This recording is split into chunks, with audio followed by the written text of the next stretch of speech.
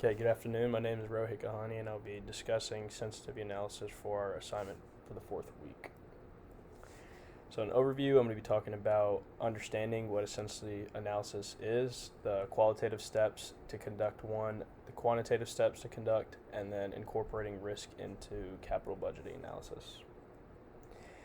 So, what is a sensitivity analysis? It is analysis determining how different values of an independent variable affect a particular dependent variable under a given set of assumptions. So, this is a literal definition I'd gotten offline, but in other words, it's us inputting a set amount of variables into a mathematical, not really equation, but we're solving it based on trying to find an outcome variable. So, some of the factors that can decide a sensitivity analysis is that we're assessing the impact. So it's creating a what if scenario, and then we're using predictive trends or historical data to focus on a single event. So the difference between a sensitivity analysis and a scenario analysis is that we focus on a single event versus a group or multiple. So we're inputting something to gain information on a specific output. So some qualitative steps that go into sensitivity analysis is first identifying the variables. So these are all variables that go into the analysis. I have some examples like sales growth, cost estimates, historical data, and these are all key in order to get the specific output we want. So the more inputs you have, the better information you can get on the output. So 2 is selecting range. This is important because the range is based on the outcome we want. So I kind of have like a example for a rental, like you have a rental property, right? So you want to know what the outcome or the ROI is going to be in 10 years with 2 tenants, right? So we're choosing a 10-year range so we can have the ROI that we want to inspect. Right, but that would be the most likely case, right? If we're trying to shoot for an ROI of 10% and we can get it within 5 years, right? So we'll have multiple ranges set up for that.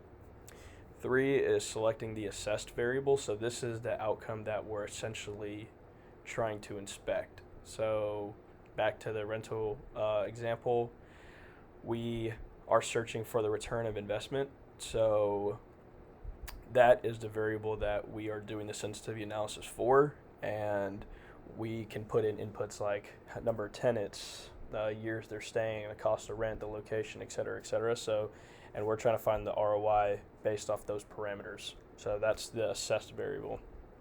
And then modeling the scenario. So we're going to create a scenario with all the inputs and the ranges, and then this would require you adjusting input values based on your budgeted model for each scenario. So you can run, multiple scenarios with multiple parameters looking for that single event.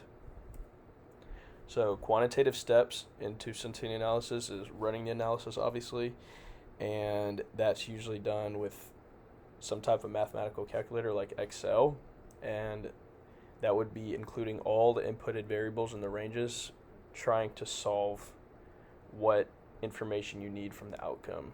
And then lastly, it's just interpreting the results. So this can be done obviously numerically, but interpreting also requires you to analyze the results, possibly putting it in graphs or trends, and then being able to convey that to the specific person wanting to know about the outcome of that trait.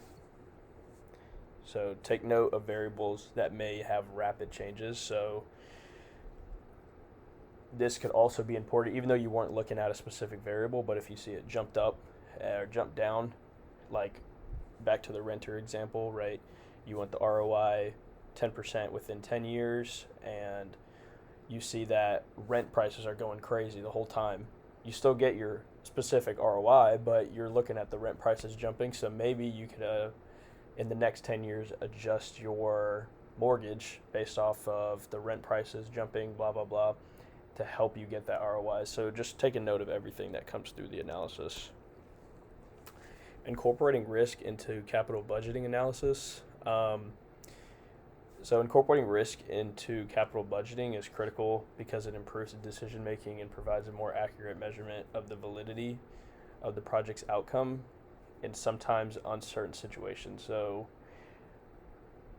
understanding the risk at hand, not knowing the outcome, is the whole point of incorporating risk into the business. So these are some common risk that businesses take on: financial risk, operational, security, reputational risk, and those can be based on factors just beyond the actual product or service. So some of the different factors include customer preferences or demand, price per unit, competition, the overall economic climate, or government regulations that could prevent the actual product or service being used publicly. So these are important to understand because these risks are basically how the performance of the business or the product or the service is gonna, be in the future. So that's why it's important to understand this.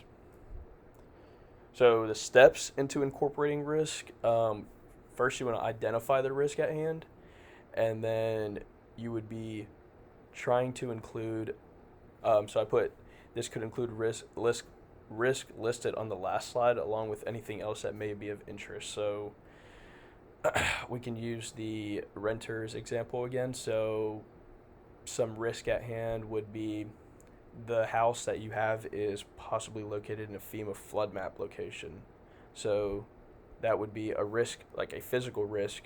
And not only do you need to worry about flood insurance, but now you have to worry about making sure the tenants have renters insurance, and you have property insurance, and there's a whole lot of HOA fees and stuff like that. So those are all risks that could deter you from purchasing that property.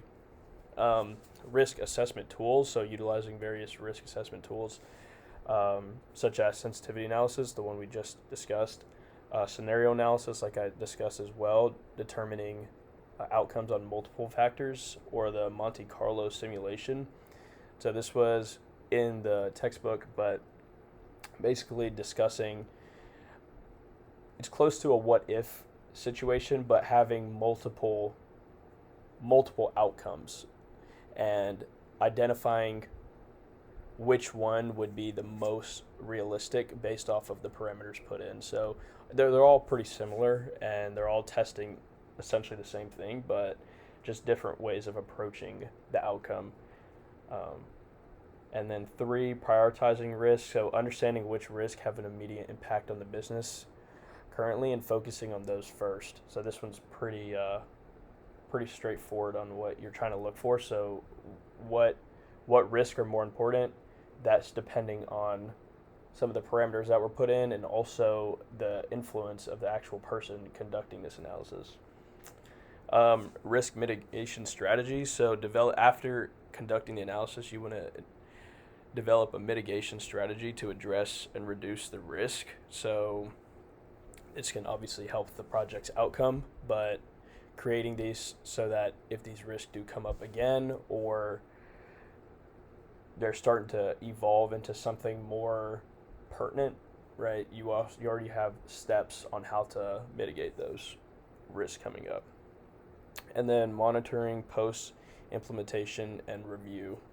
So monitoring the actual performance with the risk at hand, and then continuously identifying new risks that may pop up and conducting this analysis over again.